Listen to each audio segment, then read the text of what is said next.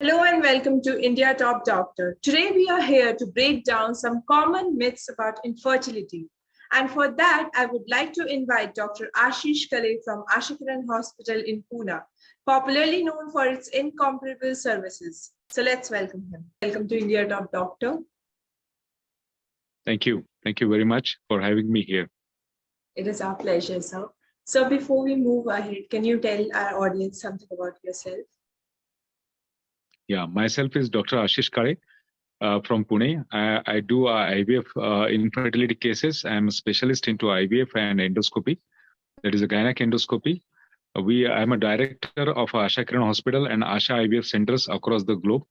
We are having the centers in Dubai, Congo, as well as Indonesia. To my credit, I have the first baby of Arunachal by IVF technology.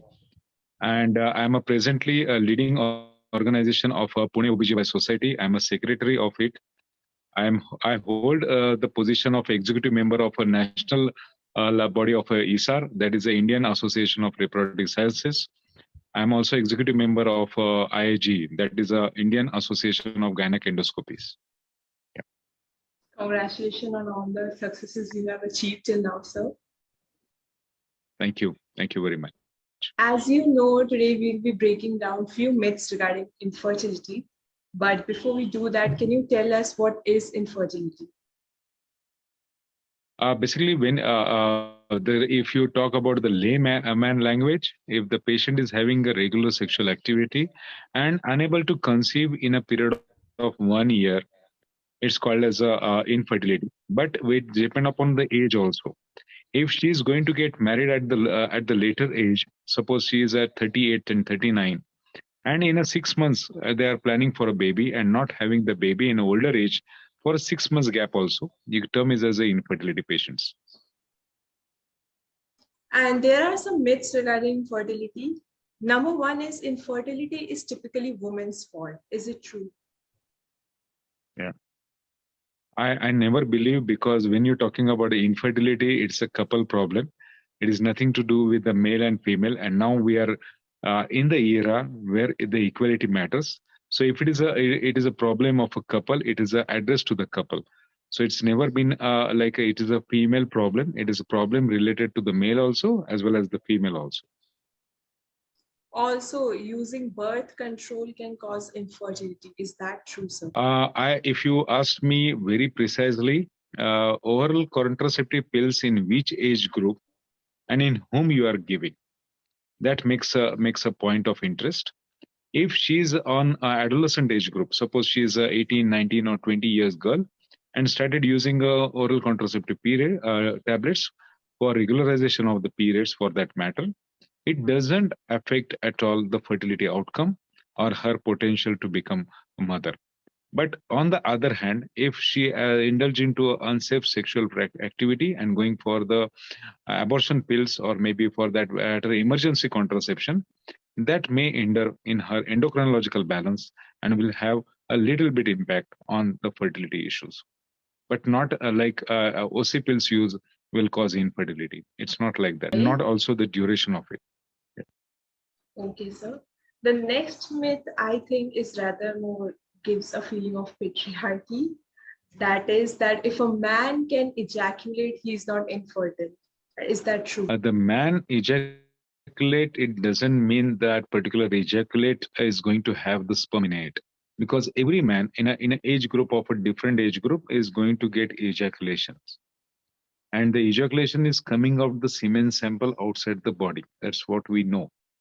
But in that particular ejaculate, you need to have the sperms. And not only the count matters, there is a morphology that also counts when you're talking about infertility. When you're talking about ejaculations, that there is no ejaculate at all, then it's a cause of infertility. And the erections problems in a male definitely is a problem, because if there is a erectile dysfunction, he is not able to do a proper sexual activity, and that is the cause of infertility.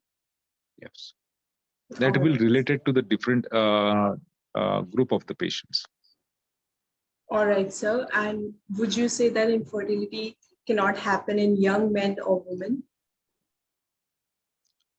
Nowadays, if you observe amongst youngsters, there are the two problems that's venture into our society, for that matter, in the world, is obesity, and secondly is our working style. My majority of the work is been done in the night, where usually the people is going to have the sound sleep.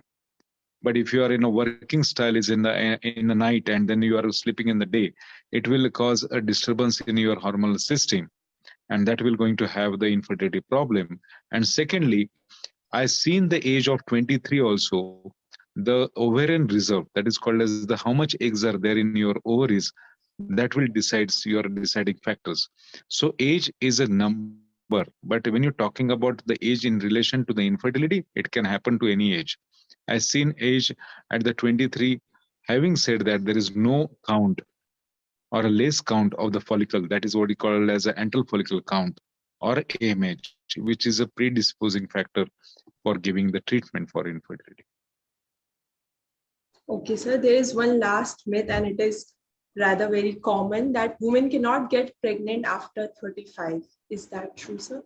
When you call as a myth, will say into another word, it's not a myth. It's depend upon the age. When it is more than 35 age, it is depend upon the quality. What is the quality of your egg?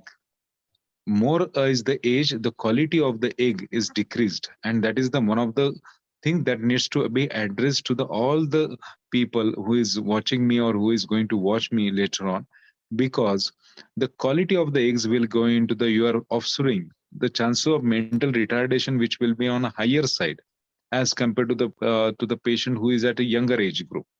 Secondly, age at after 35 will lead to a predisposing factors. She may have underlying diabetes or maybe hypertension, and that will gives a trouble in her journey as a mother. All right, sir. Thank you so much for breaking down those myths and facts, giving us some rare facts. And at last, I would just like to ask you any message you would like to give our audience. I will give only a three-line message. First, if you are going to go for your marriage or you're thinking of marriage, better to have the child at an early age group. You can build up your career, you can do everything you want, but the God has given you a potential to reproduce in certain age group. And if at all you don't want it to get married, it is better to do a cryopreservation of your gametes. You can cryopreserve your semen sample. You can cryopreserve your eggs. So at the age of 40 also you can have the healthy baby. So it's a essential that you need to meet a IVF expert, to meet any of those, take your advice which what you want in life, because nowadays the girls are also going to have a different education, higher post, and they are having a much more good opportunity in their life. So I want for them, if you wanted to achieve everything in the life, the same thing you should achieve your beautiful next generation. So you can cryopreserve your gametes, and that can be used in a later half of your life. And you must, if there is any problem related to the sexual activity, related to your the semen samples, related to your what you call as relationships, it is better to talk to the doctor rather than keeping it to yourself, because early you approach, it is better to have the outcome which is good in expert's hand. Thank you so much, sir, for this wonderful session. And you gave us really a wonderful message too. Thank you so much for being here with Yes, us. thank you. And I really request, if there is any queries, you can just contact me. That is, if you type Ashish Kale Pune on a Google anywhere, you will find my name. So please do contact, and I'm happy to answer any questions. Absolutely, sir. Thank you so much.